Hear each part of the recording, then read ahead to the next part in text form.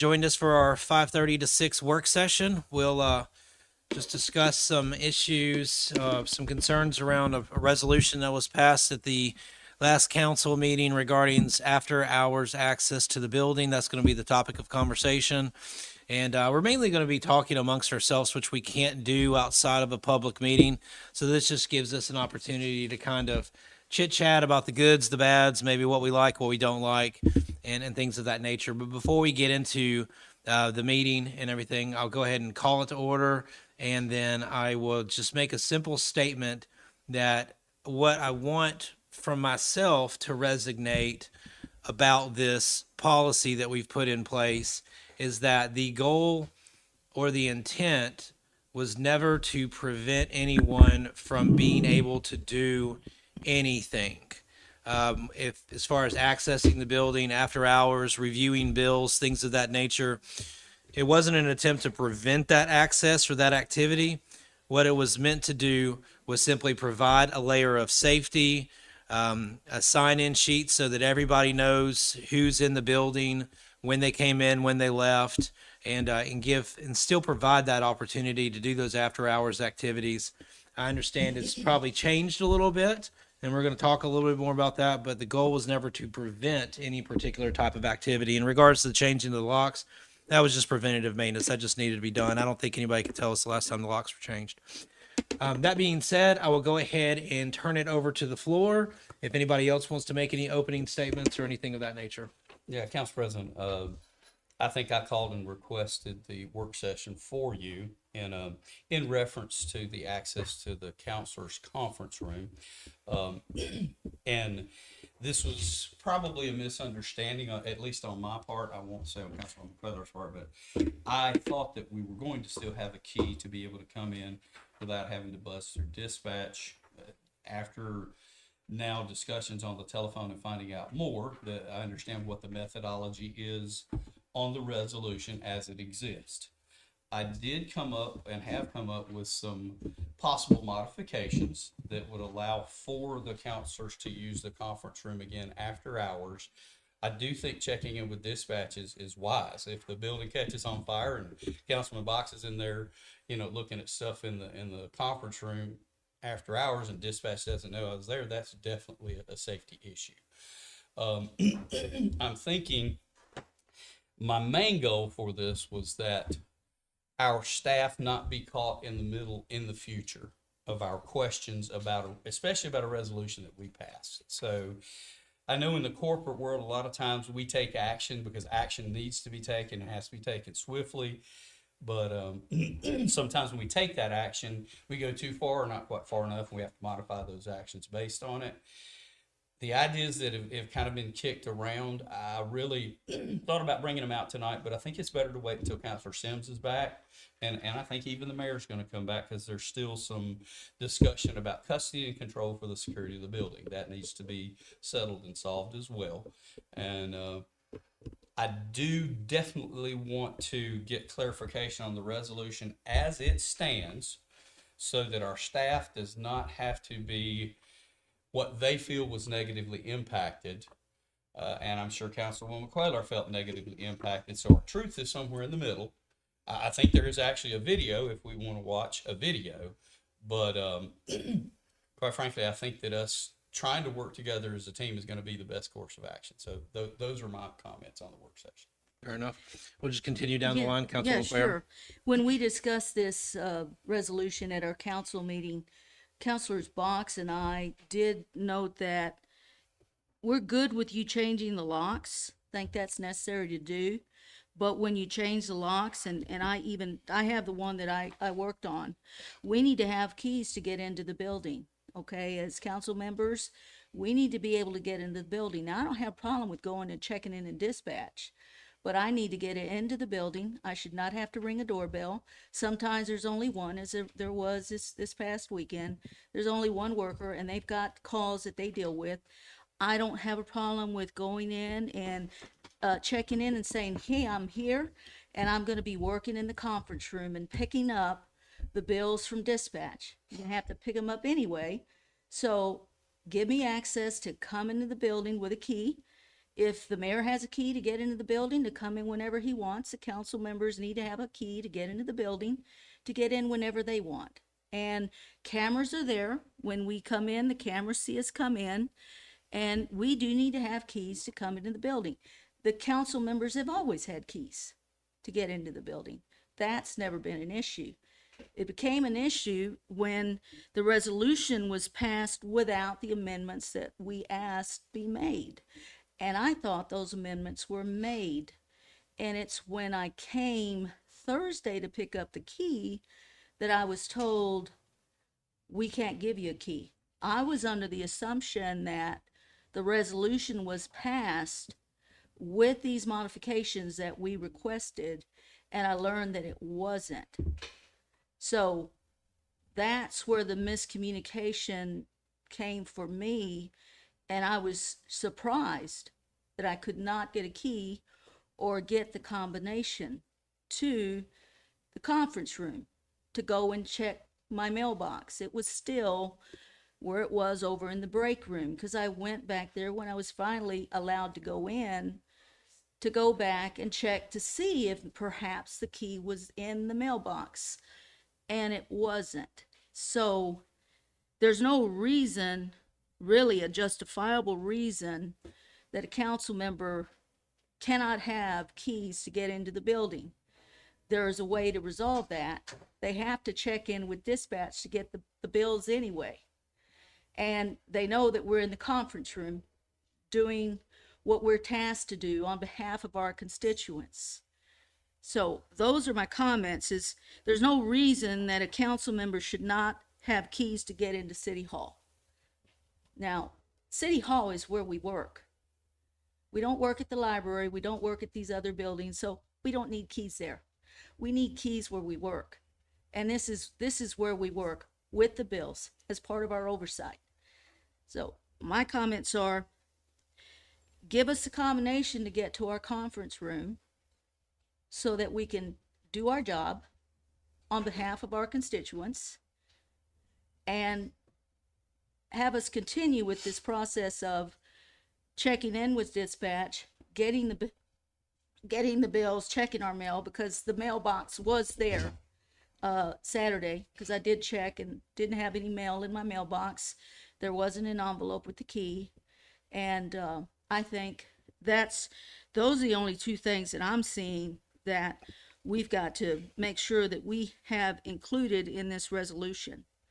Because there really isn't a justifiable reason to keep a council member from having keys or the combination to get to the conference workstation, work office, conference workroom.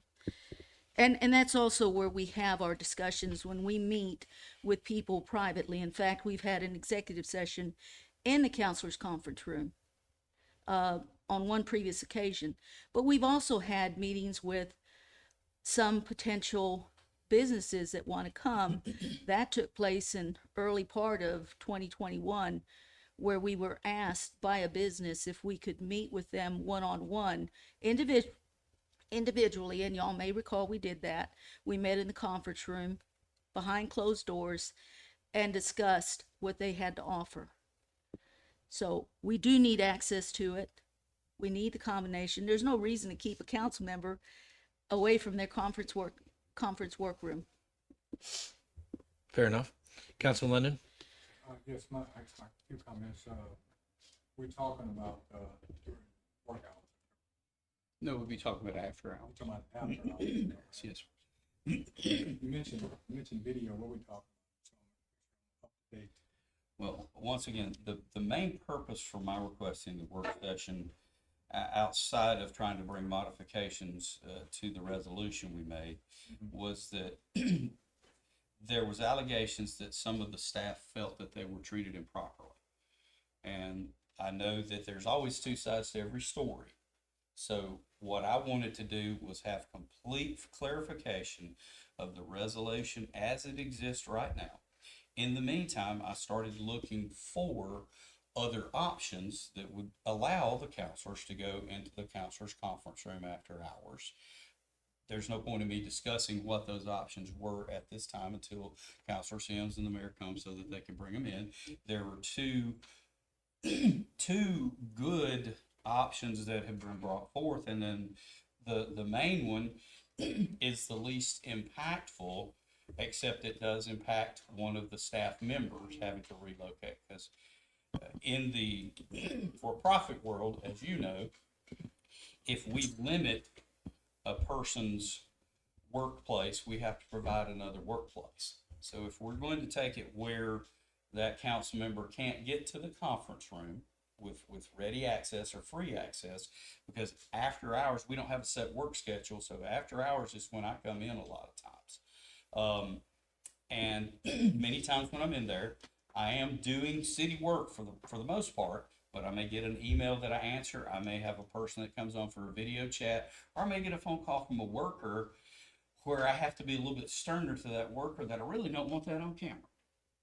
Because I have to tell that worker, hey, I've been trying to call you all day. You're supposed to be here tomorrow. And that's why I wouldn't be real comfortable in this. So that's outside. Maybe I shouldn't even do it. There again, maybe that's part of our resolution, that we took action, but we need to go a little bit further in some areas, and we need to tone it back in other areas. But it's always been a practice, every company that I've worked for, if I'm relocated or my access to the place that is my normal workstation, another workstation is provided. And a very good solution was presented to that I think will be good. As far as access to City Hall, there would be all kind of opinions there. As a certain gender of person, I might be uncomfortable sitting out front waiting. I would think that maybe we could be buzzing through this back door, or even have a code to the back door. Keys are really an outdated thing. I imagine on the new City Hall, we're not going to have keys, quote unquote. Everything will be push button code. So I could lobby for a code to the back door rather than having to wait at the front door, which is more visible. I can come in, park right there, come in the back door with a code. But that's all stuff we can talk about in our solutions meeting, which, since unfortunately Councilor Sims isn't here, and I think we need the mayor's advice as well, because there is some differences of opinion of who has custody and control of the security. And I would ask Miss April if you have the answer to that as yet, or if you're still researching. Before we get into that, I want to make sure that Councilman Lennon is, get his time. Yeah. Yes, sir. I apologize. So Yeah, I had a question. I just had the question about. very good. I'm sorry, sir. I started taking over your time. Yeah, I you apologize. mentioned a video. I just want to see the video. You talking about a video, but you never told Okay, me. once What again, video are we talking there about? is video from the Revenue Department of the interaction between our fellow counselor and one of the staff. And the staff felt like that they were treated inappropriately. Now, as I said, truth is always in the middle, but if it's the council's pleasure to watch the video, we could watch the video, subject to the council president's approval, or votings or objections, or I don't know the exact path for doing it. Go ahead, I Councilman. don't see any reason to put it on public display or anything, but we can make sure that you get an opportunity to see what Councilman Box is referring to, if that will satisfy. That'd be fine. Let me question for you. Have you talked back with the league about keys? Okay. Yeah. And I think your question, if you want to go, or do you have any more questions or I comments, don't Councilman really Lennon? have any more questions. Do you have any comments or anything like that? Well, no, because Aaron's not here, Mayor's not here. So Yeah. we're kind of in a discussion that probably gonna be said the same thing the next time. Probably. So I'm gonna hold that until Okay. everybody's. Did you want to rephrase your question with legal, see if she had an answer to your query? Yeah, so my question was, Ms. April, have you gotten a definitive yet of who has custody, care, and control of security? Not fiduciary responsibility, but security of City Hall itself and or the mission critical areas of City Hall.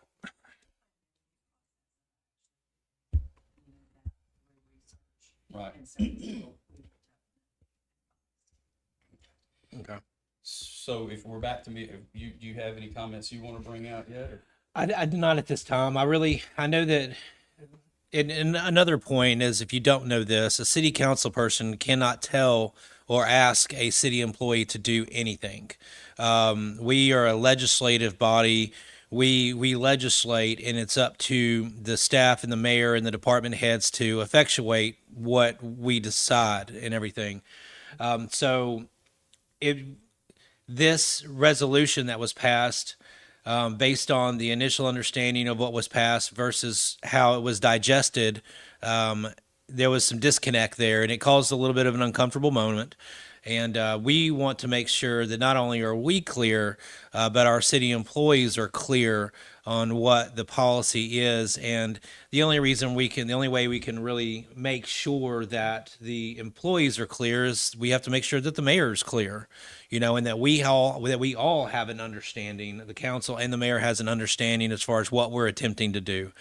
Like I said, I think at the end of the day, the spirit of what we're trying to do is the right thing. It's just the actually pulling it off that, if whenever you have an idea and you try to pull something off, sometimes it flops and sometimes it's great. And then you have to evaluate and you have to tilt.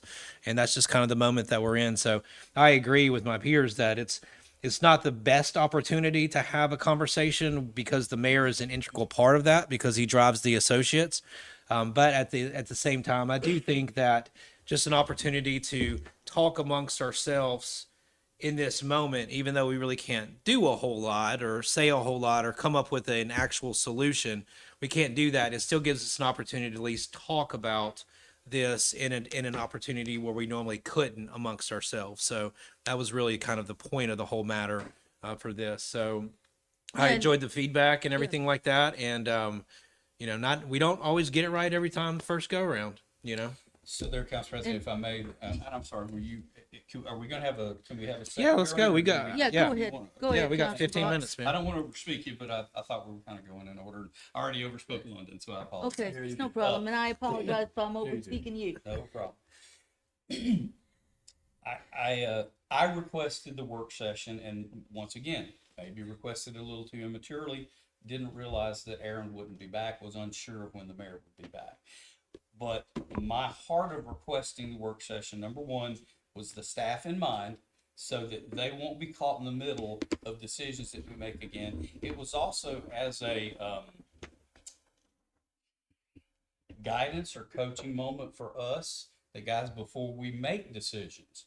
We need to make sure exactly what we're trying to make decisions about. So that's kind of a thing to me included. So me calling for the work session was maybe a little premature.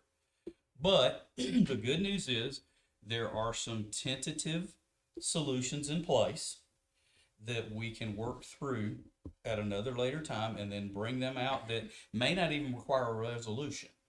We may just repeal the resolution that exists and then have a new practice put into place. So I'm for waiting for another work session or we'd have to get together in a work session or even an executive session to hash it out, to figure out where we want to go with the things that needed to be addressed and now the things that have come up that need to be addressed. Thank you, Council President. Yes, and I do want to add and reiterate again, if the employees felt, a council member telling them what to do, I came under the understanding that the amendments that Councilors Box and I requested on the resolution were made. And it would be helpful when amendments to resolutions are made, that the council members receive that amended resolution so that we don't presume that what we've requested be amended was not in fact amended. And so I thought it was amended and that we were going to get a key and we were going to get a combination. I knew that City Hall was closed on Friday, and I typically do come in on the weekend after hours to take a look at some things I'm seeing on the expense approval report, and I flag them. I don't go through the whole thing. I want to verify with the actual invoice itself. And as you know, that's when I've found some things that need answers, some discrepancies, and those things are cleared up. I'd rather not bring it up during a council meeting. I just jot it down, give it to y'all so you're aware of it, and our city clerk gets back with us and gives us some answers. So I came in Thursday afternoon thinking I was going to have a key and have the combination to go into the conference room.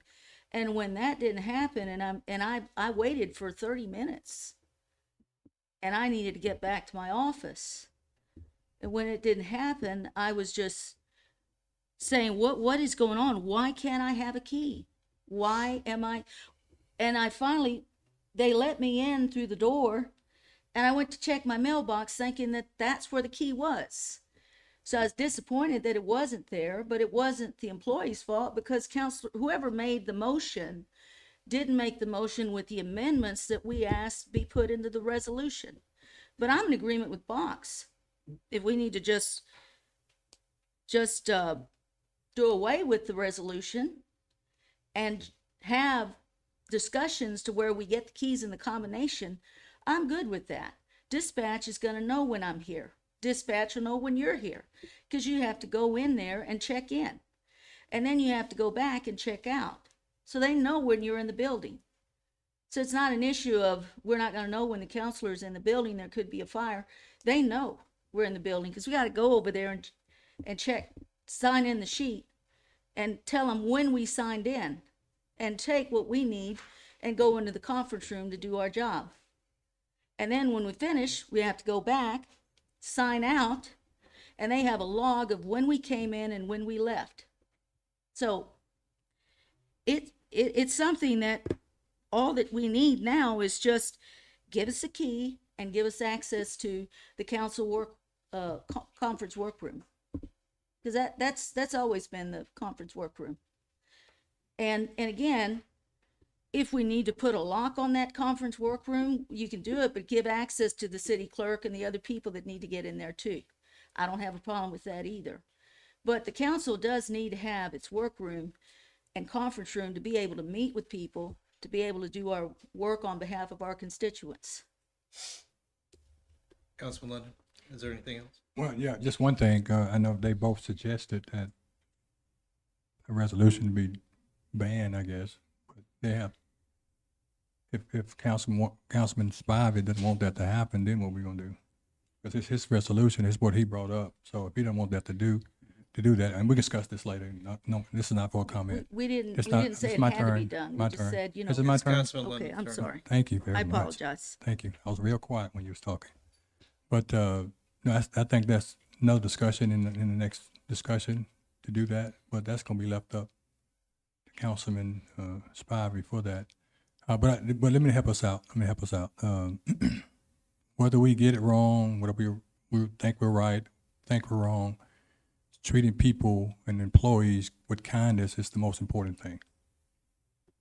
So if I come down here and I can't get in the building, my key doesn't work, I may just pick up the phone call and call the mayor and say, hey, what's going on? Or I may pick up the phone call and call Miss Allison and say, what's going on? But I would never, ever demand anything from an employee. That's just not what we're here to do, So the main thing, that helps us all. Just make sure we're kind to our employees. We talk about how great a job they do, so we have to be kind to them. No matter who's right, who's wrong, it's our job as city council to lead that. It's our job to lead that. But I'll just recap. There's a couple of comments that I meant to reply to, and I just hadn't, so I'm going to try to do that now. We need to make sure that if any guest is coming in, that not just us is signing in, but that other person is signing in too. Because if something did happen, maybe dispatch thinks we're only looking for one person, but we're actually looking for two. So that clarity needs to be done first and foremost. My whole thing with the use of the conference room was, and I said it the night of, I was like, let's get a camera in the hallway so we can monitor traffic. That, I don't know if that was agreed to by the mayor or whatever or not. We haven't had a chance to have that conversation, but I was for I will not be coy. I was for restricting access to the conference room until we had that camera in place, just because I wanted to make sure we knew who was coming in and out of that hallway. And it would be a 180 camera that would also shoot towards the mailroom so we could see who was coming in that door. So I'm all good with the conference room But my thing was I just wanted the surveillance piece in first. And I hear your discussion about, well, dispatch knows I'm here. I understand all that, but we still have to know who's in the corridor and who's in that part of the building. That was my intent there, was once the surveillance was in place, we would, we could kind of go back to how it was. But up until then, it was going to be a little bit more cumbersome. The making sure we sign everybody in, and then that was my avocation, was surveillance on the hallway, and then we could kind of go back to how we were. I don't think we need to repeal it. Maybe just figure out what we like or what we don't like, and just do a resolution dash A. Still keeping something on the books, because I think something needs to be on the books for future generations. But maybe just do a slash A or something like that, an amendment. Yeah, and Counselor Spivey, I think that's a great idea to have, if someone is, because in the resolution itself, we did say where any guests are to be seated, and which areas are not allowed. So my understanding of that was any guests that come are to stay in this hallway or in council chamber. But they cannot go with me to the conference room. They cannot go with me to the bathroom or that area, because that's the combination area, and this applies to all guests. Even if I were to accompany them, my understanding was I'm not allowed to walk with them to the bathroom or go anywhere, because we've got bathrooms over here Correct. where they can go. So that's how I understood that. And that's where any guest would stay. I think it's a great idea to have them check in at dispatch as well. This way dispatch knows who's in the building. And it's not just a council member, it's not just the mayor, but there are other people that are in the building from a security standpoint, so that if you do have a fire, oh, we got these people in here. God forbid we have a fire. But any kind of emergency like that, you need to vacate. They will know who's in the building. Councilman Box, you raised your hand. Yes, thank you. I didn't want to interrupt Councilor Cutler, but as I said, Councilman London covered it and Councilman Cuellar covered it. We need to realize that there can be consequences to our actions of how we speak to our staff, how we act toward our staff. And so for the clarity not being there and me talking to you, I apologize that I wasn't very clear on what I was expecting from the resolution before we voted. Okay. And then just now, I think Councilwoman Queller misunderstood me. I'm not necessarily for repealing the resolution, but one of the solutions offered would not require the repealing of a resolution or any addition to a resolution. It would simply be a swapping of rooms. And so that wouldn't require anything other than a directive from the mayor for individuals to move furniture from one room to another room, yet it would still maintain the security level that I think we're all looking for. And those are the end of my comments, and I realize we're getting very close. Councilman Lennon, I'll flip it back to you. Final post, sir. All right. I ask for an adjournment of this work session. Motion to adjourn. Second. All in favor? Aye. Thank you. 60 seconds and we'll get started again.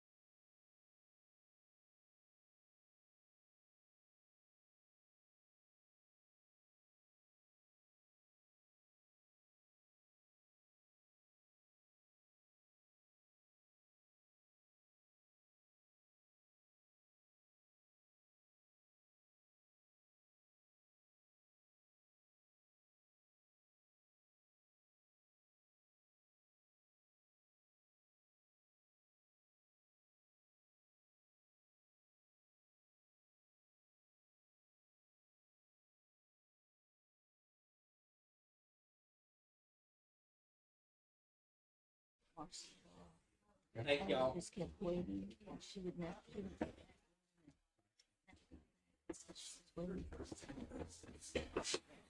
Ready? All right. Everybody ready to go? Excuse me.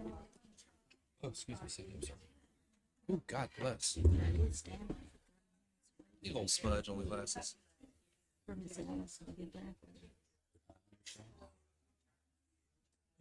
Nothing to write home about at this moment. Yeah, for now. Yeah.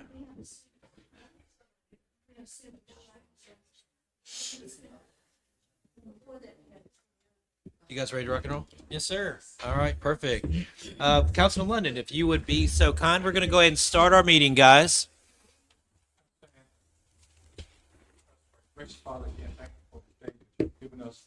We're so grateful, Father, for another opportunity to come and do the business of this city, Father. We not take this day for granted, Father, because we know that, Father, just by you, Father, allowing us to be here, Father, we're so grateful. And Father, as we go through this meeting, Father, just keep us mind stayed on you and, Father, on the people behind you. We ask this in Jesus Christ we pray. Amen. Pledge allegiance. Pledge allegiance to the flag of the United States of America and to the republic for which it stands, one nation under God, indivisible, with liberty and justice for all. Thank you, Councilman London. We'll go ahead and call this meeting to order. Roll call. Councilman London. Present. Councilwoman Cuellar. Here. Councilman Box. I am here. I am here myself. If we could go ahead and notate Councilman Sims as absent. First order of business would be the approval of the minutes of the regular city council meeting on June 3rd of 2025. If there are no noted corrections on the approval of those minutes, I make a motion that they be approved. Second. We have a motion. We have a second. All in favor? Aye. Aye. No noes, no abstentions. Next order of business would be the approval of the current bills for payment. Do you have anything? Make a motion that we approve the current bills in the amount of $602,290.32. Second. We have a motion. We have a second. All in favor? Aye. Aye. No noes, no abstentions. We do not have the mayor with us tonight, so we're going to move past the mayor's report unless our city clerk has anything that we need to know. Not this time? Fair enough. Do we have any special guests with us this evening? All right. We're going to go ahead and move past that. We're going to go ahead and get down to the council member reports.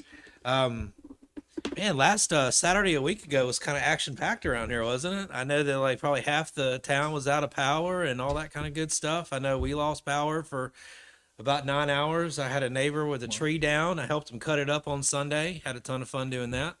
And yeah, so I just want to, as always, when we have these weather events, I just appreciate everybody reaching out, staying in touch with everybody, checking on your neighbors, and I always want to thank our public works, our first responders for taking care of us. I know there was a tree across 20th here, just right next to the police station. Someone had to get out in the middle of the night and cut that thing up, so we appreciate them. I know over in front of Pastor McClure's church, I know a limb fell down on 2nd Avenue. 2 limbs fell down on 2nd Avenue South. I think a couple John Q. citizens just wrapped that up for you, didn't they? A couple of your church members? Nice. So I hate the disasters, but I love the spirit of community, and when everybody comes together, puts down all the shenanigans and just helps everybody. So I always appreciate seeing that. So that concludes my report. Councilman Box. Yes, sir. Thank you, Council President. Yeah, the storms were kind of fierce last week. We had about 15 trees down in just our neighborhood, so that was amazing. But hey, some people unfortunately had some property damage, but that's, I guess, why we all have insurance, and we move on, and hopefully things will be better. Can't say enough about our senior citizen center and the breakfast feeding the guys.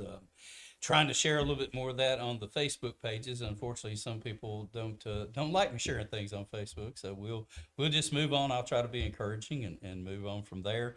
Police and fire, can't thank them enough, and really, I'm not going to say it's a thankless job, but they deserve more thanks than they could ever get, and especially any money that they make is not enough. Thank you so much, Council. Fair enough. Councilwoman Cuellar. Yes. Good evening, everyone. Thank you so much for being here. I did want to note this weekend the classic car motoring is having really fantastic. This is the third year that they're having all these classic cars that are going to be there from throughout the state of Alabama and elsewhere. It's a big event, and it's racing for children's, which is many of these children have cancer, so it's worthwhile. And I want to invite everyone to come down. I've been to every single one of them, and it's a lot of fun, and you meet a lot of great people. So there's no fee for anyone that wants to go. But you're going to be amazed at some of those cars that have been restored. They're in mint shape. Some of them are almost a century old, some over a century. Some when you were in high school and you drove a Camaro or you drove a GTO or a Capri, whatever it was, it looks just like when you were growing up. I'm just amazed at what they can do. And they're also going to have food trucks there. So if you get hungry, you're going to have your choices of different food trucks. So do come on down. It starts, the judging, I think, starts at 11 o'clock and it ends at 1 o'clock. And they'll be making the announcement of the different categories for the winners. That's all I have for tonight. Thank you so much. Thank you. Councilman Linden? Thank you, sir. Good evening to everyone. Good evening. Just a couple of things. I want to say thank you to Deron Payne, who came out on Monday and had a free football camp at Shays Valley High School. Had over 60 kids out there. So we thank him for coming back home. He's a neighborhood kid, Shays Valley, all elementary schools. I mean, he spent his whole life right here in Irondale. And so we just want to say thank you to him, if he's listening, to his family, for allowing him to come back. He plays for the Washington Commanders right now. Played at Alabama, Shays Valley High School graduate. So we just want to say thank you to him. Also, Pastor, this is good for you if you can make it on Thursday from 8 o'clock to 12. The football team is having a male influence day. And they're inviting positive role models to come and be with the football guys, the kids. They're inviting their dads, the uncles, the granddads, or whatever. So you was invited today? Well, I was too, so that's what I'm telling you. I'm sorry, we're not going to be talking back and forth. My bad. But it's at 8 o'clock, from 8 to 12. Anyone else, you're invited, come on out. And, I know you may not have kids there. I had kids. I don't have any. I got granddaughters over there. But come on out. If you want to do something positive, here we go. I'll be there, and I'll make sure I look around and see if anyone in this room is there besides me. When is it? It's Thursday from 8 to 12. 8 to Thursday, 12. 8 I don't to have a 12. football kid there. A lot of the dads and things going to come, but I'm going to go hang out with them a couple hours just to, let them know that we support our kids in the city of Irondale. And Nice. so I'm looking forward to that. Besides that, that's all I got. All right, fair Thank enough. you. All right, now that we're done with the council reports, at this time, we would take public comments to the council on non-agenda items. So this would be an opportunity to speak on anything that's not on the agenda.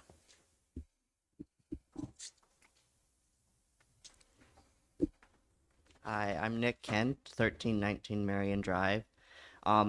We have a house that's up the road from us that the weeds are always cut down nice. It always looks good, but it hasn't had siding on it for over 2 or 3 years now, and no work is being made on it. And it's not that they don't have it. They were going to do stone, and the stone has been sitting outside of it, and they just have the house wrap, and the house wrap is starting to fail. And I was looking at the ordinances, and we have nothing on the books that says you can't, like, your construction needs to be capped and be finished after so long. And this has been going on for a really, really long time, and it's starting to get to the point that it's falling apart. And I know personally for us, if our siding isn't good, our insurance will have a huge fit, and that worries that this house might not even have insurance. And with all these storms and all the trees, what if something were to happen to this house? Now it's going to be an even bigger issue and mess. And I was just hoping the council might be able to do something about that to help us avoid this issue of this house and other houses in the future, of just them going into construction and then not ever finishing it. Can you reiterate the address of the house concerned? 1400 Monticello Road, and I put it on 1400 paper. Monticello, perfect. Yep. She'll get it over Thank to you. inspections. Thank you. Any other comments on non-agenda items? Non-agenda items. Yes, ma'am.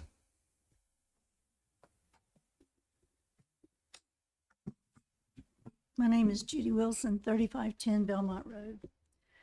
I want to take you back to council meeting on May the 6th. There were like 29 items on the agenda that night.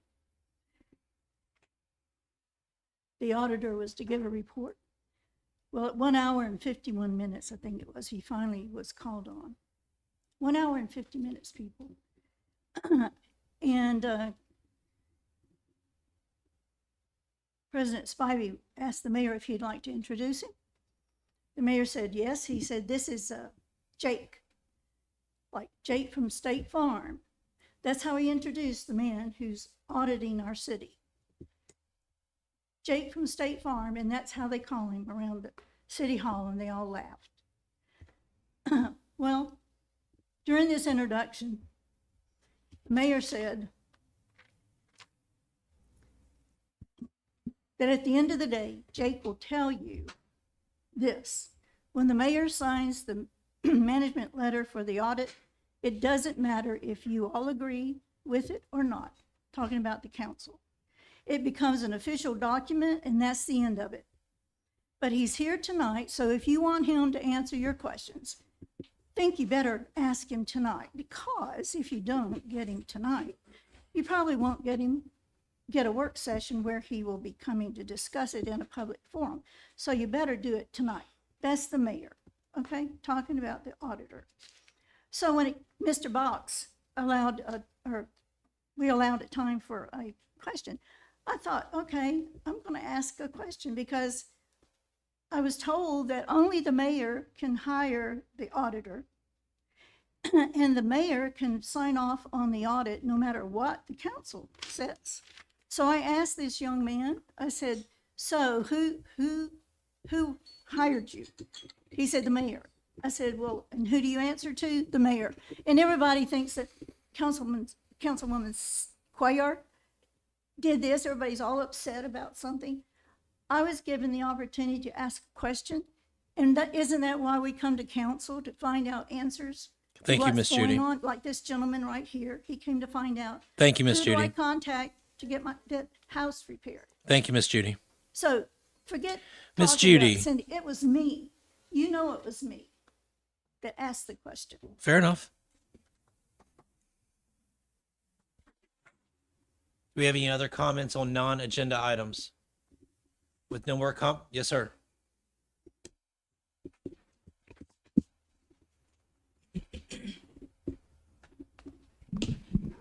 Carter Dukes, 3108. I don't think this is this on. It's on.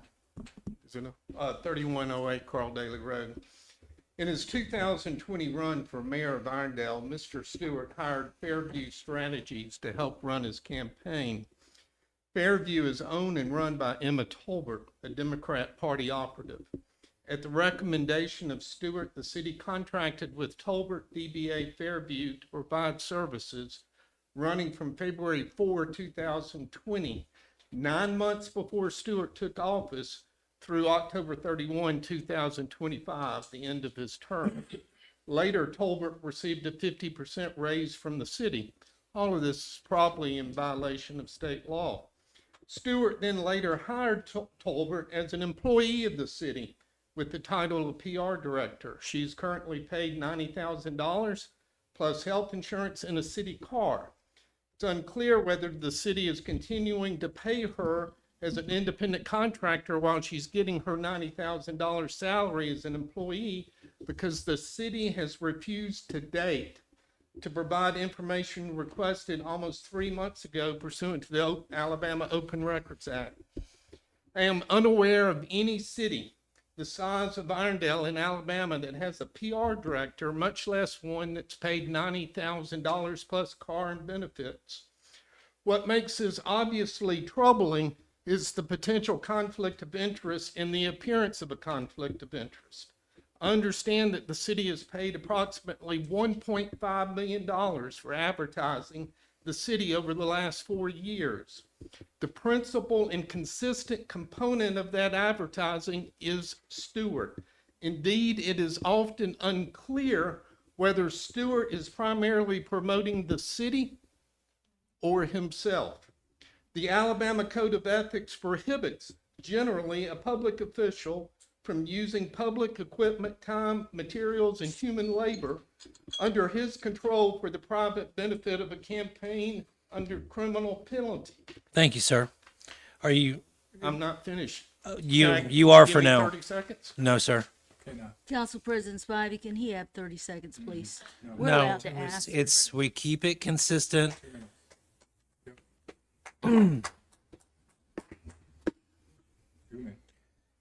Before we move on,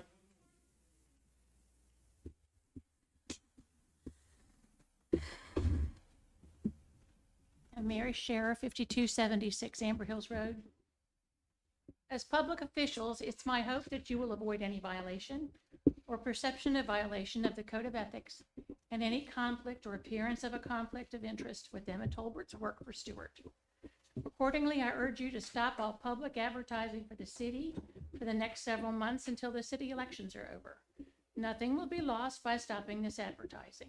However, if you decide to continue with this advertising during this election process, you will only prove my point that the advertising was for an improper purpose.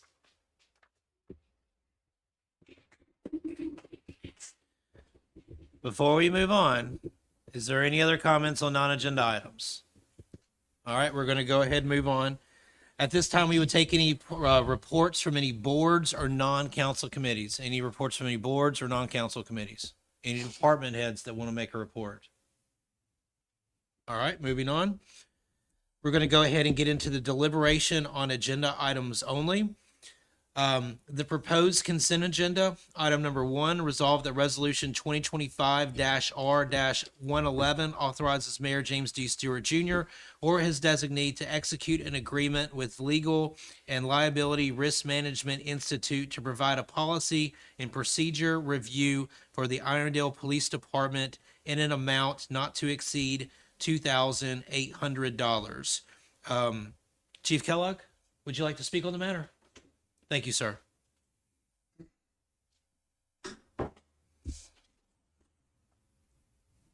Good evening, my name is Interim Chief Paul Kellogg.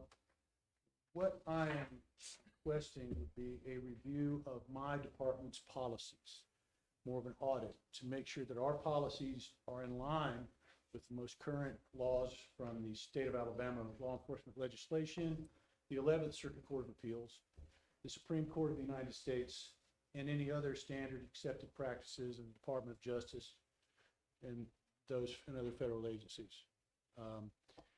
This company is a private company that I have attended their training at. They have certified me as an expert witness in use of force investigations, in liability and risk management, and as an investigator in the review of internal affairs investigations. So I'm prepared to answer any questions you may have. Perfect. Councilman Lennon, any questions for the gentleman? I do. I appreciate, I really do appreciate this. This is very important, the climate that we're in.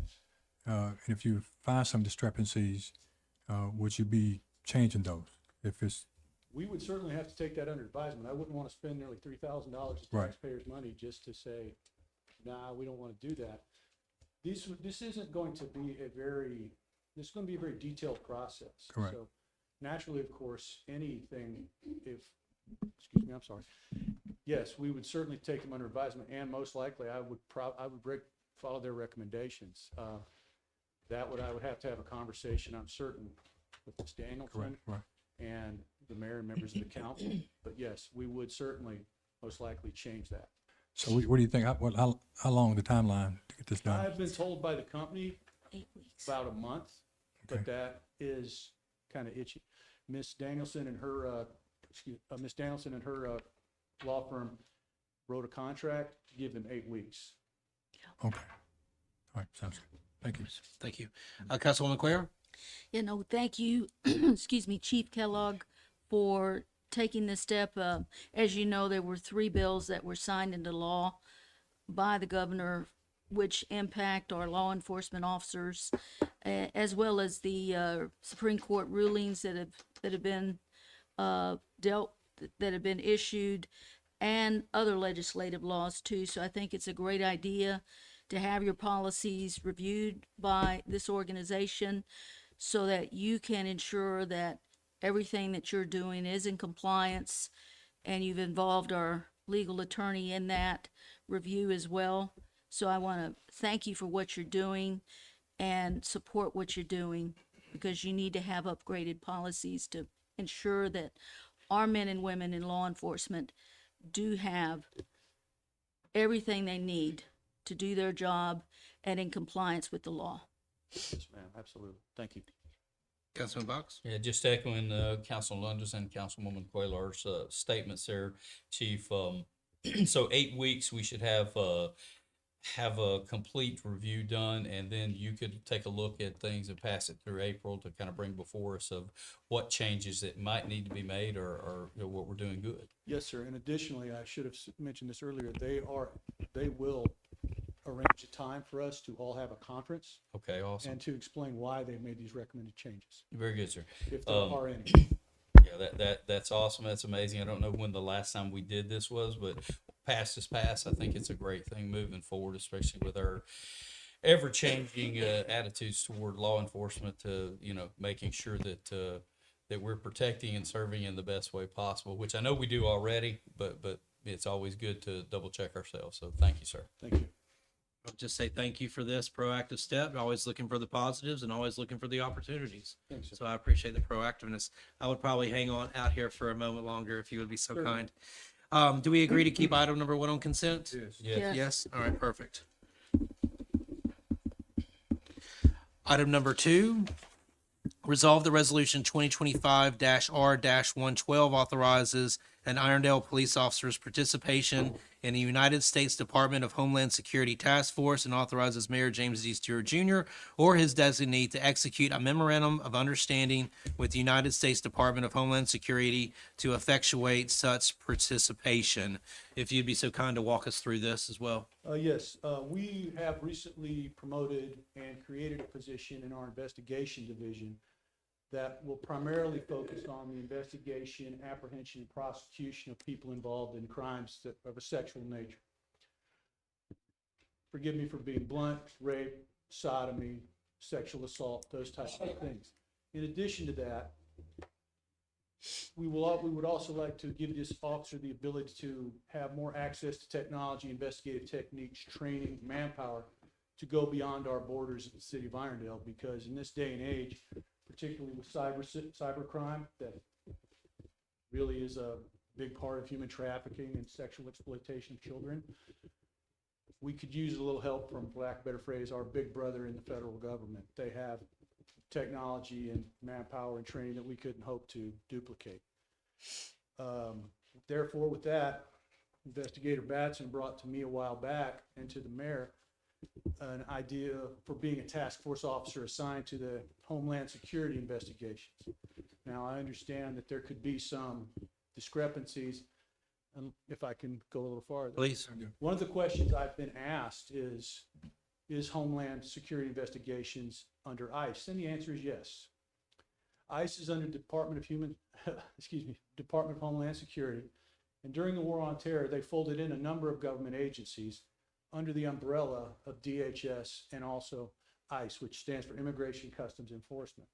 Now, while HSI is under ICE, it is not, its task is not the enforcement or removal of people that might be in a problematic situation with their immigration status. Can you say that one more time? Certainly. There are 2 main divisions in ICE. There is what we want Matt to be and what we're petitioning for Matt to be part of, which is HSI. Their primary goal is the investigation of things like human trafficking, child exploitation, cyber crimes relating to that. Now, there is another portion of ICE that is called the Enforcement and Removal Operations. This is the entity of ICE that is responsible for detention, deportation, of people believed to be here illegally.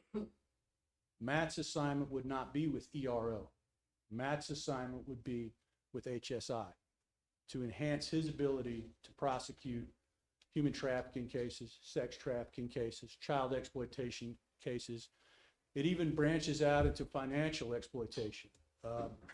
It even branches out into drug trafficking. A lot of these crimes, particularly in human trafficking, you do have other crime scenes that are tangent to it. And what we really want is to enhance Matt's ability to, like I just keep saying, investigate, prosecute, and apprehend people involved in these types of offenses. But no, Matt would not be taking part of or would not be associated with the enforcement removal operations of ICE. We're going to pause for a second, let Councilman Sims get settled in. Okay, you're good. You're good. Thank you for the clarification and in-depth explanation. Councilman London? Well, Matt standing back there, you have something you want to say Well, about, I brought Matt along. He's my expert. expert, if you want to. Matt came to us a while back. We were fortunate enough to be asked about a year ago, Matt, 4 years ago, to work with a group called the Covenants Group. Yep. And what they did was they set up reverse stings in Fultondale, and they had a lot of people involved. They had us in Fultondale and Jefferson County, district attorneys, U.S. attorneys, is that right? HSI, and what they targeted was human traffickers. They would do reverse stings. They would get on the internet, get on chat rooms, get on the dark web, and then basically say, look for these people, set an arrangement, and to catch a predator, if I can borrow something. Right. They would set up a meeting, and they would apprehend the subject. If it involved a victim, they would do their utmost to not prosecute the victim, a person who is being trafficked. They would do their utmost to get them the help they need, perhaps even a reunification with their family, get them some mental health. They didn't want to prosecute the people that were being forced into this. They wanted to get the individuals that made their living off these people. And I brought Matt along because he's going to have answers that I might not for the specificity of the questions. I'm just here to answer the broad strokes. Good. Well, here's my question. Just talk a little bit about, because I know we're part of some other organizations, since I've Yeah. been here. Certainly. Just talk a little bit about what that does for the city around you. Well, I have several of our investigators that are currently either on what we call a permanent or a part-time basis. And I have one officer assigned to the DEA. I have one officer, we promoted him to sergeant, and we're going to try to put another investigator in his slot with the ATF. Like our narcotics officer, if she gets a crime that's a big one, that needs some more help, or it gets a little bit beyond her, she can reach out to her associates in the Drug Enforcement Administration, and they can provide her technology, assistance on writing a federal warrant, what we need to do to take it federally, help, training, anything like that, equipment, all at no cost to the city. Any overtime that these officers, during the course of their investigation, because these investigations can be and are, particularly human trafficking cases, are extremely man-hour intensive. They take a lot of time, and they will require our investigators to work overtime. We sign a memo of understanding with these organizations, and they will send us we'll send them the overtime bill, say, hey, this is how many hours our officer worked. They'll examine it. They'll send us the paper. I'm simplifying it, of course. No. And they'll send us the paperwork back, and they will cut us a check for the hours that officer worked. So we're not picking up the tab for any overtime, as long as it relates to that task force. Yeah. And we've had big success with, in particular, Investigator Ballard. He's been assigned as a task force officer to the United States Marshals Apprehension Unit. Yep. And they are really putting some bad guys in jail. I saw in the news today, one of the guys that committed a murder in Tarrant. One guy got off. The guy that you see pictured there in handcuffs, that guy was apprehended by our guy. His team apprehended that guy. Right. He's doing great work, and anything we can, recently, we had the Marshal Service and the DEA run a case, they came across an amount they couldn't, something they couldn't really handle, that's not their job. They called our investigators, and our investigators, our narcotics investigators, confiscated approximately 13 ounces of fentanyl. Now, that doesn't sound like a lot, but fentanyl the size of a pinhead is a lethal dose. So 13 ounces of that's quite a lot. And that was a big operation that they broke up. That was a drug trafficking operation that keeps that kind of stuff out of everybody's city, including ours. So I think it is, as Hap thought it's a big boost for us. And you do that in the crappy building that you're in across the street over there. Well, no, sir, we do that. No, let me finish. I got to end into this and I'm going to pass Yes, it on. sir. All right. But you do all of that, be honest, to where you are. Right. But your new building is coming. And that's exactly why we appreciate what you do. And that's why I voted yes to get you what you need. Well, I know that, Yeah. I know that we all appreciate that. Yeah. And 100%. I'm more of the face of this. These officers, That's right. I wouldn't want them to be in a position where they could maybe interview for chief, because I would be doing their job in about 6 months. They would have my job. They're that good. But thank you. I'm really, thank you. Sir. Thank you. Appreciate it. Councilwoman Quayle? Chief Kellogg and Officer Batson, I want to thank you very, very much for going with this and learning more about it and getting involved with Homeland Security. This really hits home with me. I served on the federal grand jury in 2018. Homeland Security came and presented these cases to us, as well as the investigators, and many people are not aware of everything that goes on the I-20 corridor. It's where it's at, and it's hard, especially on me as a woman. It's very, very hard, because many of these women are kidnapped, and their families don't know where they're at. They're kidnapped when they're 9 months old, 1 year old, and they are exploited, and they are at that age with sex trafficking that's going on. And when they get older, they're drugging them up so that they cannot run away. And they're caught up in this horrible, horrible abuse of a human person for money.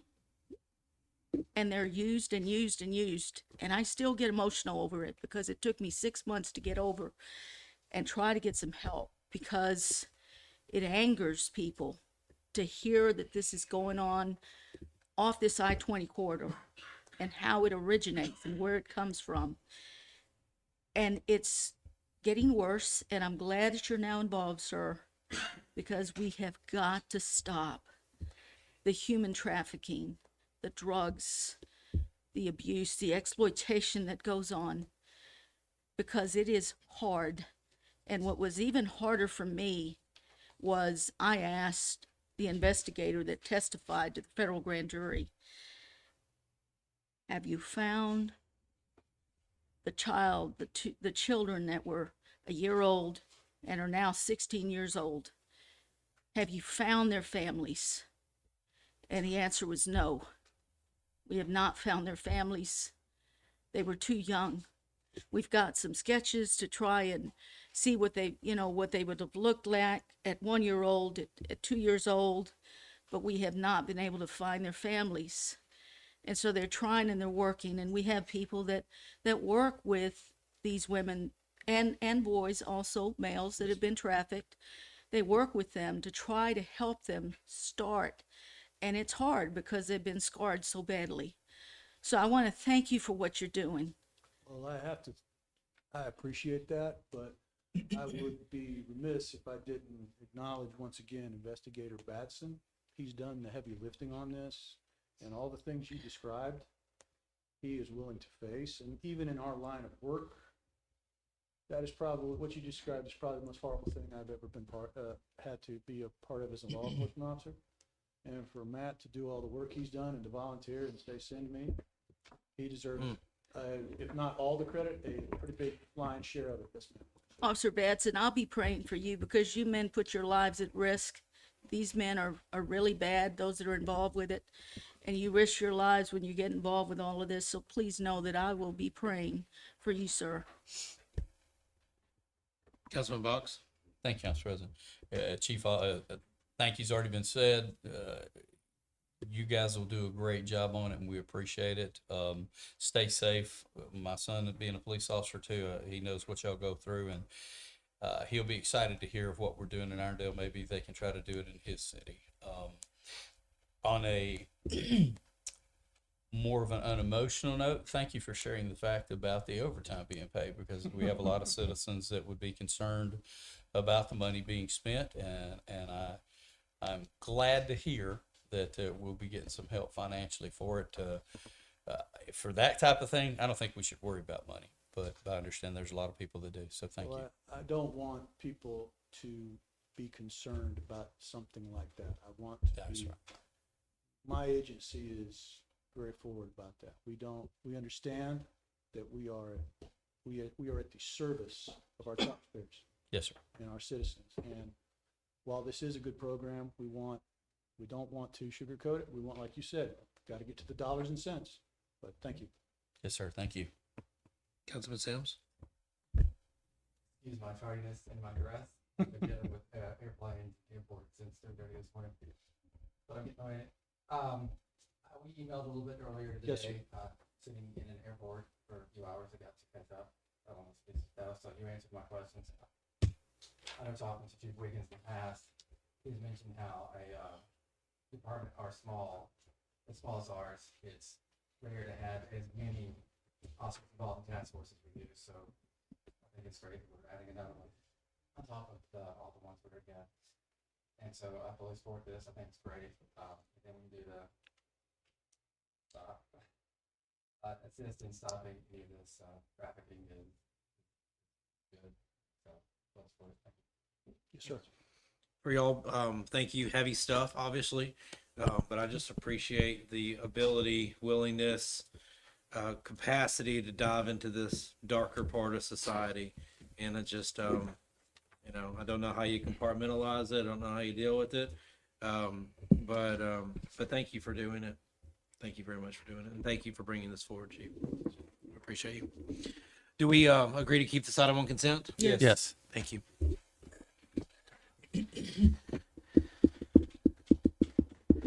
All right, item number 3, resolve the resolution 2025 R113, authorize the allocation of public funds in an amount up to $500 from the FY 24-25 discretionary fund of Councilor Aaron Sims to be used exclusively for the summer screen scene movie night on June 20th, 2025. Sir, this has your name on it. Anything in particular you want to say?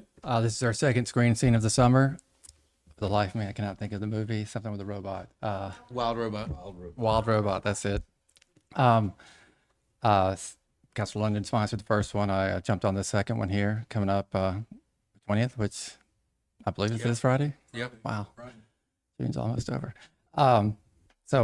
Sponsoring the snow cones. So come out and get a snow cone while they last, and Cool. enjoy it. Any Although I like the questions weather. or comments, Councilman Lennon? Okay. Councilwoman Cuellar? No questions. Councilman Box? No questions. Thank you. Councilman Sim? Well, I'm good. And I have no questions. Thank you for doing it. Do we agree to keep this on consent? Yes. First item on the proposed regular agenda.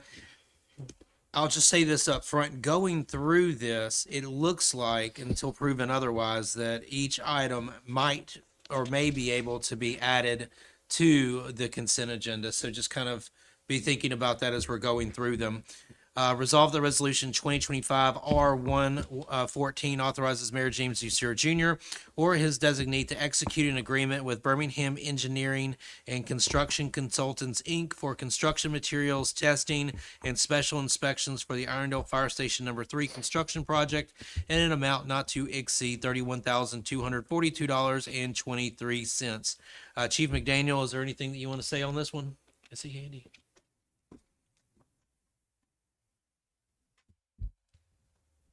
Not particularly, but we do have Kelton here from Kemp and Associates that can answer any questions if there are any specific things about the the contract itself. Okay, sir, if you would be so kind to come on up.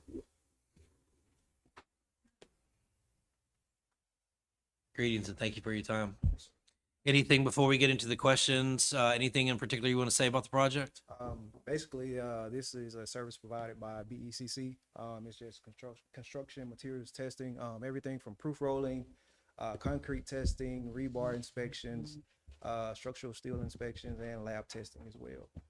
Typical for a construction project of this size. Copy. Councilman Lennon, any questions or comments? Yeah, I do have something. I saw something on here, $150 an hour for a flag person. Is that for two people? That Or would just be one person? one person. One person? Yes, sir. Where do I sign up? I don't know. I can get you in touch with BECC and we can see. Yeah, that's the only question I have. If it's one or two people. It's for one person. Okay, thank you. That's all I have. Councilman McQuarrie? The only question I had was, where our funding, is this coming out of capital or is this coming out of general fund? Do we know, Chief. Clerk, Chief? Okay, so it would be capital. Capital. Thank you. That's all I have. Councilman Box? No, I think it's a great idea. And Council London, flaggers have to go through about 24 hours now of training. I can do that. I can do that. It's a pretty intensive training, and just so you'll know, sometimes only one flagger's required, which was unusual to me because I thought you always needed two, but in some cases, just one's required. Hey, I'm search That's trained. kind of out to the thing, so no questions for Mr. Keller. I'm search trained, Councilman. I'm search trained already. I hear you. Councilman Sims? I have no questions. It all seems pretty straightforward. Yeah, I agree. No questions. All mine have been answered. Thank you for your time, sir. I appreciate it.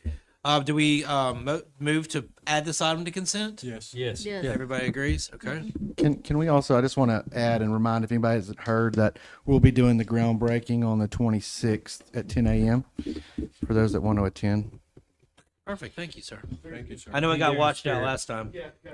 Got it. Thank you, sir. All right, moving on to item number 5, resolve the resolution 2025 R115 accepts the bid for paving for the 2025 road paving plan in the amount of $2,608,051.32 from Central Alabama Asphalt and Construction Co. LLC and authorizes Mayor James D. Stewart Jr. or his designee to execute an agreement for the same. Mr. Alfred, anything you'd like to speak on in this one?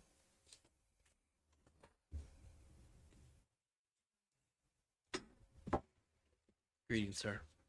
How you doing? Good morning. Thank you, Counselor. There are several streets that are in terrible shape, and that's probably why this is so much. I think we missed a year doing any paving, so I know places like Ridgeview Drive, Bell Ridge Trail, and several others, they really need to be redone, so it's needed. Okay. Any questions? Councilman Lennon, any questions? No question. Councilman McQuarrie? Mr. Manfield, thank you so much for the hard work that you put into this. Yeah, our roads are in really, really bad shape. Only question I had, sir, was who, in this chart that we have with the Irondale pavement maintenance, the engineer's estimate, who's the engineer that gave the estimate on the bidding that took place? I'm looking at all of it, the microsurfacing, the reclaimer, the tack costs, the planning. Who was the engineer that gave the estimate on that? Honestly, I'm not exactly sure, but I think it might have been the same. Okay. All right.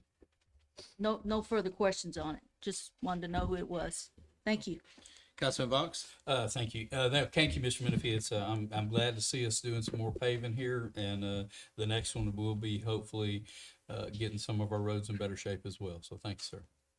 Councilman Sims? Weird.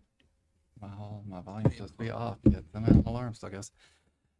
We pass this tonight. How long do they start gearing up, and do you believe that they'll get started? Hopefully they'll start as soon as possible. So we should see in some neighborhood in a matter of a couple weeks or less, stuff starting to get paved. Yeah, and normally, weather has a lot to do with it, getting access to materials, asphalt. Right. Okay. But now, hopefully we can get it going as soon as possible. Is there a timeline for the entire project? Do we have an estimate? No, I can't, I couldn't. I was just curious couldn't if we say knew. Because sometimes you run into problems, Got it. so it's hard to estimate. Just curious. Thank you. And I don't have any questions for you. If you could hang out for the next item, though, I'd appreciate it. This item, do we agree to put this on consent? Are we good with it? Yes. Okay, perfect. Item number 6, resolve the resolution 2025 R116 accepts the bid for crack sealing for the 2025 road paving plan in the amount of $159,021.31 from REMAC Inc. and authorizes Mayor James C. Stewart Jr. or his designee to execute an agreement for the same. Anything in particular about that? Yes, there are about 21 miles of road that are on this list that the engineer selected. But we are physically riding these. We want to make sure we get the worst ones. So it could be possible that some would come off and some would go back on this list to ensure that we get the worst ones. But we will not exceed the 21 miles. Copy. Councilman London? No question. Councilman McQuarrie? No questions. Thank you for sharing that information. Councilman Box? Awesome, thank you. Councilman Sims? No questions. Thank you. No questions. I'd love to see the improvement. Thank you for your time. Do we agree to put item number 6 on consent? Yeah. Yes. All right. Item number 7, resolve that resolution 2025 R117 declares the weeds, overgrowth, and noxious vegetable matter on the premises located at 3316 Saddlebrook Circle, Irondale, Alabama 35210 creates a public nuisance and should be removed from such premises. How you doing, Officer Lally? Doing what? Anything in particular you want to see say about this particular property? I know these are usually straightforward.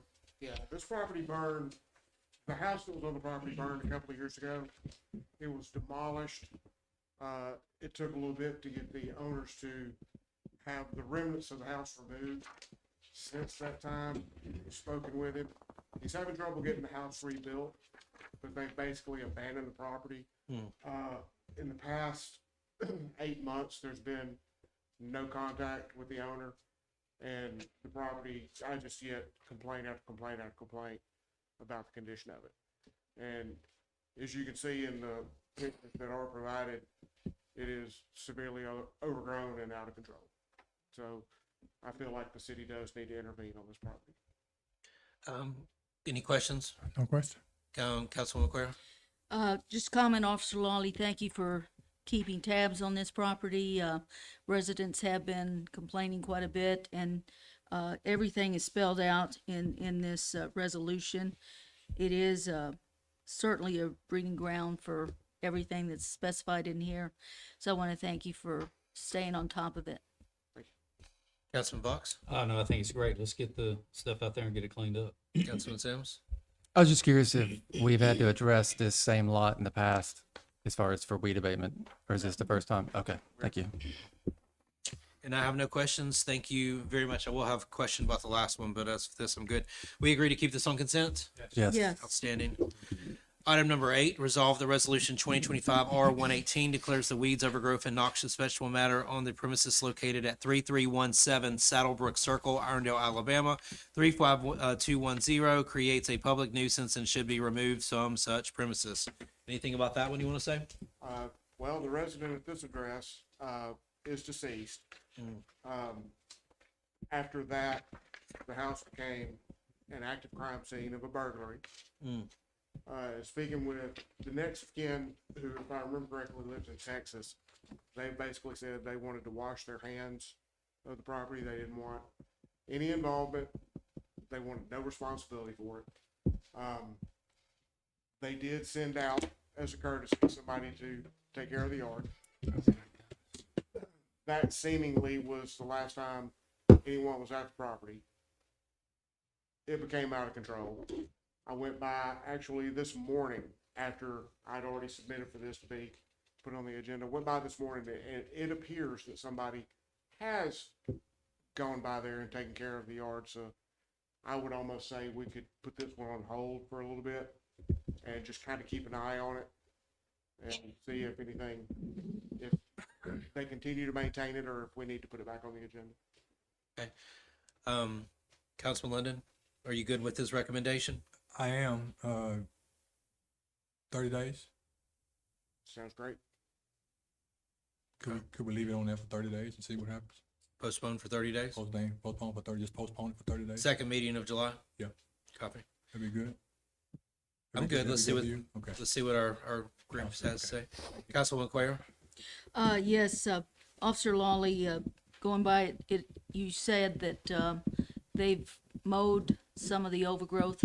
Have they mowed all of it, or do we still Not have all some of over, not all of it? But it appears that there has been somebody at the property. They Okay. have taken care of the front at least. What does the back look like? Do we know? That I'm not sure of. I don't enter somebody's private property. Yeah, So just I wondering have if you to view could get a everything. bird's eye view from the street. I have to do everything from the public's view. Yeah, So the backyard, I can't answer that question. okay. I'm with Counselor London. Let's revisit this in 30 days. Alabama summer Yeah, the 30 days won't take residents much. really Won't that take live much. around It'll there be shouldn't. next week, probably. Yeah, right. Yeah, that's right. Okay. Thank you, Councilwoman Quayle. Thank you. Councilman Box? Just echo Councilwoman Queller and Councilman London's opinion. Let's postpone it 30 days, see where we go. Cool. Councilman Sims? I agree with the rest. Okay, 30 days it is. You're just gonna put it on your calendar and check in on it, or? Yes, sir. Okay, cool, man. All right, so just when the agenda's introduced, just introduce accordingly that we're going to postpone for 30. For 30. All right, cool. And last one on the docket, resolve the resolution 2025 R119 declares the weeds, overgrowth, and noxious vegetable matter on the premises located at 2120 Second Avenue North, Irondale, Alabama 35210, creates a public nuisance and should be removed from such premises. This one is very close to my heart, and I know this is not the first time that we've had to deal with this property, so I'll ask my questions when it comes back to me. But Councilman London? No question. All right, Councilwoman Quayle? No questions. I just want to thank you, Officer Lawley, for the work that you're doing to help the residents in this neighborhood. These pictures really demonstrate that the council does need to take some action. So thank you for what you're doing, sir. Councilman Box? Once again, let's get it cleaned up, whatever it takes. Yeah. Councilman Sims? No questions. And myself, this picture in here does not do it justice. I think the second one's maybe a little bit closer, but yeah, there's some structural stuff going on there. There is some. I mean, you could get lost in this bad boy. I know that it's vacant right now. I know there's a landlord or something like that. So, what's the conversation been like with the landlord? There's been none. Okay. It's owned by a rental company, and we can't get anyone from the rental company to return a phone call. We've sent letters. The property's been written up on 4 different occasions. Okay. I can address this property if I may. Well, let's let Officer Lawley go ahead and continue. Do you know this gentleman? No, I do not. Okay. Are you finished with any comments or anything that you would like to add to the conversation? Sure. Outstanding. Sir, feel free to introduce yourself. We'd look for a name and an address. And Yeah, good afternoon, or good evening, and thank you to the board for your time this evening. My name is Jerry Johnson. I am the somewhat embarrassed owner of 2120 Second Avenue North. It was my grandfather's house. He built it when he came home from World War II and has been in my family ever since. I live in Atlanta and travel extensively for business. I was not aware that it was in this condition until just about a week ago.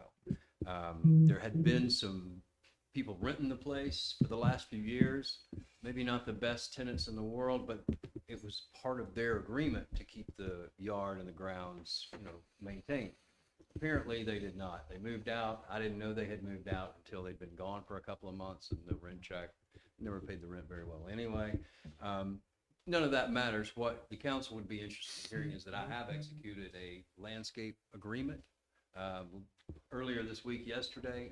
I'm waiting for the landscaper to give me his schedule, and it will continue on a monthly basis. In addition to that, I'm in the process now of collecting materials to remodel the house. I'm a civil engineer, and I've been in the construction business for many years. I've got the windows purchased already, the exterior doors. We should start seeing in the very near future a renovation of this property. it's very sentimental to me. It's probably not worth what I'm about to spend on it. But, you know, it was my grandparents' house and my dad's house. I was born at that house. And it can't slip away just because it falls into disrepair. So that's why I wanted to be here tonight, to assure the council that I am aware of the problem and that I have taken steps to clear up the yard ASAP, and the structure itself will follow soon thereafter. One clarification for you, question. The agreement that you signed, when's the first visit anticipated to the property? No later than the end of the week, next week. Okay. By, Okay. you know, by the end of next week, we should see the first iteration, and then it will happen within about every 20 to 30 days. once Okay. a month going forward. Okay. It's probably going to be a recommendation similar to the previous one. You good with that? Yeah, that's fine. Okay. In 30 days, it should be all cleaned up. Councilman Lynn, any questions for the gentleman? Yeah, I mean, you mentioned you're gonna do some rehabbing on the building itself. How long that's gonna take, you think? Well, it really depends on the budget. You know, I'm trying to do some of the work myself because I can do it. And then other parts of it, I'm hiring out. I've got a painter who came by today, as a matter of fact, and is supposed to be getting me a quote. Like I said, I've got new windows and doors purchased already. I'm just looking for the right framing company that can come in there and put those in. There are some other inside repairs that have to be made. The outside right now is what you're probably most concerned with. And so my goal is to get the landscaping revamped, the grass cut down, and a couple of dead trees that are there removed, and get it at least presentable for the city. And then I'll worry about the inside. Okay. So 30 days good for you? I mean, it's 30 days good for me. good for you. Okay. Yeah. Okay. Councilwoman Claire? I'm happy to hear that you're going to be renovating the house. Thank you for making arrangements to have the landscaping. Once you get all this renovations and everything done on the inside, are you planning to move back? Or are you planning to rent? How? You know, living back in, I grew up here. I lived until I was about 19 years old and then moved to Atlanta. Since then, I've lived all over the country and in other countries. I'd never put the idea of moving back completely out of my mind. I'd say right now there's no plans to, but once the place gets fixed back up to the show place that it was when my grandmother was alive, who knows? Maybe. It's you know, it's a nice paid for house. All the taxes are paid on it, and you know, things like that. So it's always a possibility. Yes. Okay. Thank you. No further questions. I went to Irondale Junior High when it was a red brick building. Long time ago. Councilman Box? No, it's good to hear that it's going to be moving forward, hopefully expeditiously. Yes. You were raised. I do have a question. Okay. You know, you say you had tenants in there, moved without letting you know. Right. Have the locks been changed or anything like that? They 'Cause have not. apparently- I tried to change them myself last week, and I didn't know that the power had been turned off, so I didn't have any electricity. I'm at square one on the actual structure itself, remodel. I wanted to get the yard and the ground. It sits on a double lot. Yeah. And so there's a big piece of ground there to cover. Yeah. I want to get that done first, get that, you know, underway, so I don't have to think about that piece of it anymore, and then move on to getting the house secured and the windows and doors replaced. I don't believe there's any, you know, hazardous material, lead paint, asbestos, anything like that at present. But I'm also, you know, obviously gonna have to have a check before I can just yank everything out. Thank you. Thank you. And Councilman Box, did you speak on this? I did, Councilman yes. Sims? Thank you for coming all the way from Atlanta to deal with this. I'm fine with giving 30 days. Hopefully you, since it's on your street or very close, we'll see some improvement here in the next week. Good luck with your project. I know how projects go. So, It's always been a question of time and money. You know, when you have one, you don't have the other, and vice versa. Indeed. but yeah, I'm good with postponing. Okay. The only question I would ask for you is, would you consider it structurally sound? As much as you can tell from the outside? It appears to be, but I can't adequately. I would agree with you. Yeah, I would agree with you. Let me talk to that just Sure. for a second, if you will. I'm a civil engineer. Okay. I've been involved with the development construction world since the late 90s. I've done sort of an assessment on it myself. There are some structural members that will need to be replaced in the floor for the upstairs portion. Other than that, all the load-bearing materials in the house appear to be competent. There's a lot of sheetrock work to be done. There's some, a lot of trim work and things like that. But as far as the actual structure itself goes, it's still sound. Perfect. My grandpa, it's like when in doubt, build it stout. That was Yeah. I would just ask that you make sure that y'all kind of get each other's information. There's some structural access issues, or some access issues. I don't know. I just want to make sure that, yes, I agree. I think the priority is definitely the outside, but we do sometimes have people that get in and off the trains, and they're always looking for places to kind of hang out and stuff. And that is very close to the track. So I would just make sure that, I would like to make sure that, that it's at least access is not able to be. Right. Yeah. As soon as I have a date for the landscaper, Okay. I'm going to come and meet with them on the first time to make sure Perfect. that their scope of work agrees with what I think it should be. At that point, hopefully I can have picked up some new exterior doors. Cool. And put those on and secure the place. That's Perfect. going to be step one of construction. Perfect. Thank you Council very President much. Spivey, I just have a follow-up if it's okay. Please. You mentioned that, the people that were renting moved out. Right. It's currently locked right now. You just haven't locked the doors? No, it is locked. At the Okay. moment. So no one else would have the keys other than the people that were renting? No. Okay. I put new handles and locks on the doors, deadbolts and things like that.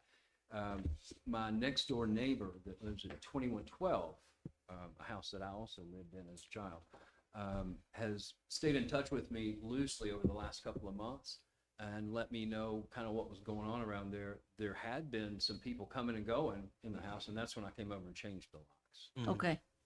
Thank you. Thank you. Thank I you don't very wanna much, sir. Flop house. Yeah. or worse. I hear you. Thank you very much for your time. We appreciate the journey, you. and Thanks, sir. looking forward to you guys getting to know each other. That being said, do we agree to postpone this for 30 days? Second Yeah. council meeting in July? Yes. All right, cool. That being said, we've gone through all of our deliberations. I would ask for an approval of the form of the agenda. Make a motion, we approve the form of the agenda, which moves item 4, 5, 6, and 7 to the consent agenda and postpones item 8 and 9 for a period of 30 days each. Second. We have a second. All in favor? Aye. All right. Now that we have an approved agenda, we will look for any comments on any comments on agenda items only. Thank you. Any comments on agenda items only? Going once, going twice. All right. That being said, with no comments, I would ask for an approval of the consent agenda. Make a motion, we approve the consent agenda as noted. All right. Motion second. All in favor? Aye. No no's, no abstentions. Who seconded that? Councilman Sims. With no more deliberation and no more agenda, I ask for a motion to adjourn. Motion to adjourn. Councilman London made the motion. Second. Seconded by Councilwoman Cuellar. All in favor? Aye. I was gonna ask, do the residents get to comment on anything? I asked them if they wanted to Okay, comment. they Yeah. did. Okay, You did. very good. Thank you. No one stepped. Yeah. Thank y'all so much for your time. Have a lovely evening.